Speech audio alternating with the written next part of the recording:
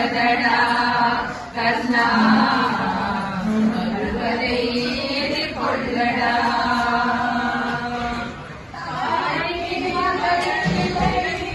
நம்பிக்கை அண்ணனில்லை மகனில்லை தம்பிக்கு அண்ணனில்லை ஊர்வழியே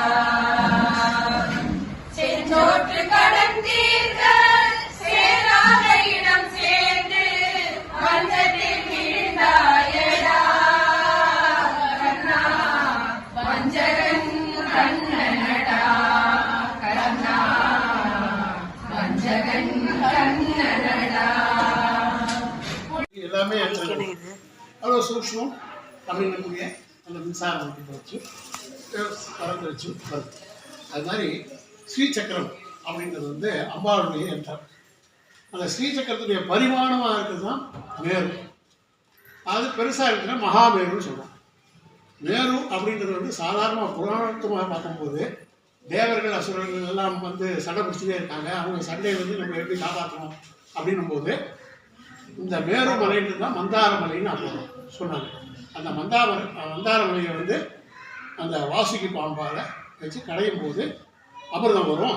அமிர்தத்தை எல்லாரும் சாப்பிட்டாங்கன்னா முதல்ல தேவர்களுக்கெல்லாம் கொடுத்துட்டு அசுரர்களுக்கு பெப்பே சொல்லிடணும் அப்படின்றது தான் அவங்களுடைய ஐடியா.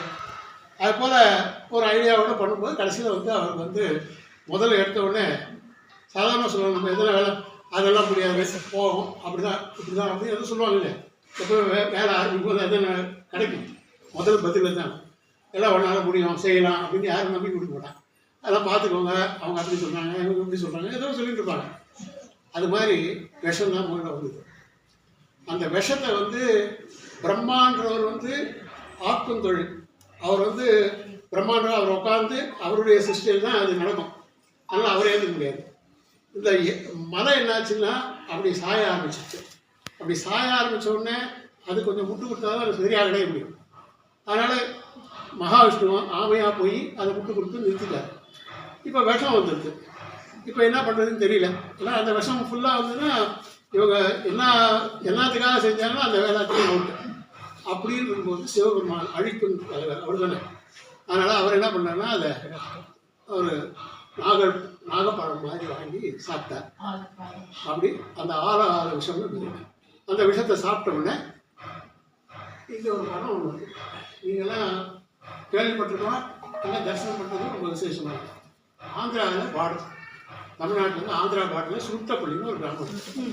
அந்த கிராமத்தில் வந்து ஈஸ்வரன் படுத்துருக்கார்.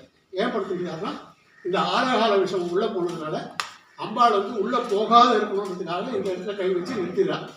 அதனால் அபிராமப்பட்டர் நிறைய சொல்லுவாங்க, அமிர்தம் ஆக்கிட்ட விஷத்தையே அமிர்தம் ஆக்கிட்டேன்னு சொல்லி ஒவ்வொரு பாட்டியும் சொல்லுவார்.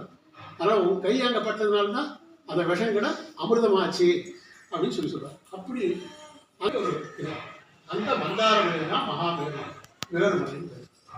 இந்த மேருமலை அப்படின்றது இந்த உலகத்துடைய அமைதிக்காக உண்டான ஒரு யந்திரம். இதில் எல்லா சூக்ஷமும் வந்து இதில் ஒரே ஒரு முக்கியமான விஷயம்னா எல்லாத்தையும்